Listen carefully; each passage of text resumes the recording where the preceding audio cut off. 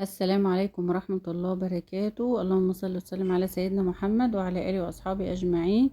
ازيكم حبايبي؟ عاملين ايه؟ يا رب تكونوا بخير. النهاردة ان شاء الله هنعمل حواوشي الاسكندراني، بيبقى بالعجينة.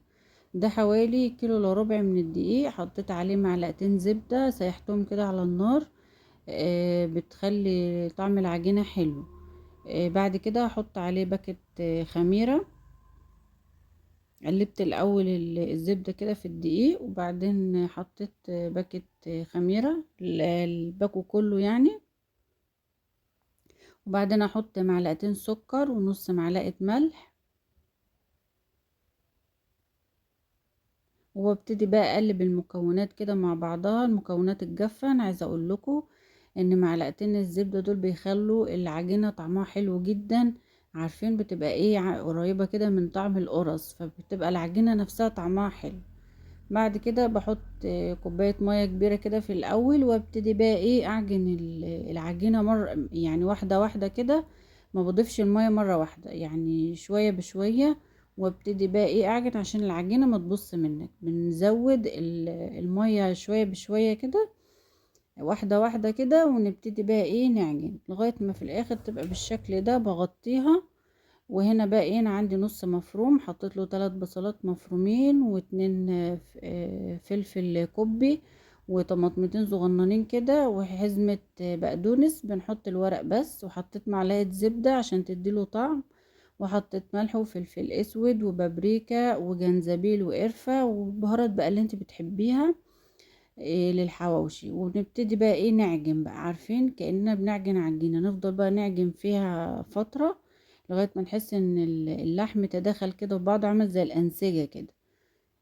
هنا طبعا احنا عشان في الحر ما تسيبيش العجينة تخمر منك، او يعني انا يا دوب عملتها كده بعد ربع ساعة تبتدي تقطعيها، لان لو خمرت منك بزيادة بتبقاش حلوة. احنا كمان في الحر والعجين بيخمر بسرعة، غير في الشتاء. في الشتاء بيخمر مننا، بيغيب يعني على ما يخمر. هنا بقى انا خلصت الكور وبغطيها، وابتدي بقى ايه هاخد بقى رغيف رغيف واعملها. في بقى ممكن تعمليها زي الساندوتش، يعني بتبقى لو انت ممكن عايزاها بتبقى يعني بتكبري الرغيف شوية وتتنيه على بعضه. انا هنا هعمله مدور كله، فانا خليت الكور صغيرة شوية. فانا بفرد بقى اتنين وبحطهم على بعض. فانا فردت اول رغيف، وبعدين بحط بقى الحشوة في النص. وبعد كده بحط الرغيف التاني فوقيه. انا عايزه اقول لكم ان الطريقه دي بتبقى حلوه، بتبقى العجينه طعمها حلو مفروده كده. و... وطبعا زي ما انتي عايزه، يعني ايه بالطريقه اللي تعجبك. وهنا بقى ايه انا لفيته بقى كده من الجنب،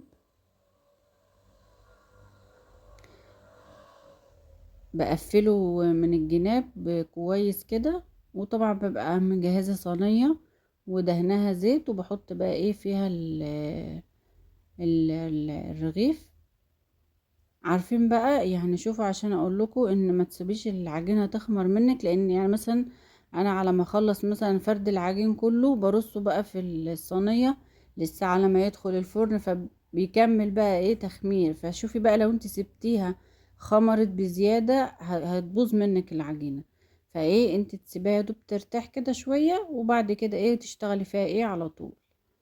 هنا برضو تاني رغيف، برضو ايه عملته زي الاولاني وحشيته وحطيت الرغيف التاني عشان ما اطولش عليكم الفيديو. هنا بقى بعد ما خلصت بقى الكمية كلها بجيب بدهنه لبن، بدهن وشه لبن. اللبن بيديله لون حلو. بعد بقى ما بدهن الكمية كلها، بتحطي بقى على وشه سمسم، حبة البركة اللي موجودة عندك. طبعا الحاجات دي بتخلي طعم العيش طعمه حلو. طبعا بنسخن الفرن من فوق ومن تحت، يعني بنشغله من فوق، بنشغل الشواية. وفي الاخر بيطلع بالشكل ده، بيبقى طعمه جميل جدا مع المخلل وحاجة نضيفة في البيت. وشوفوا بقى رغيف الحواوشي بقد ايه دلوقتي. بص انا هقطع لكم الرغيف، بصوا بوريكم الحشو من جوه جميل جدا.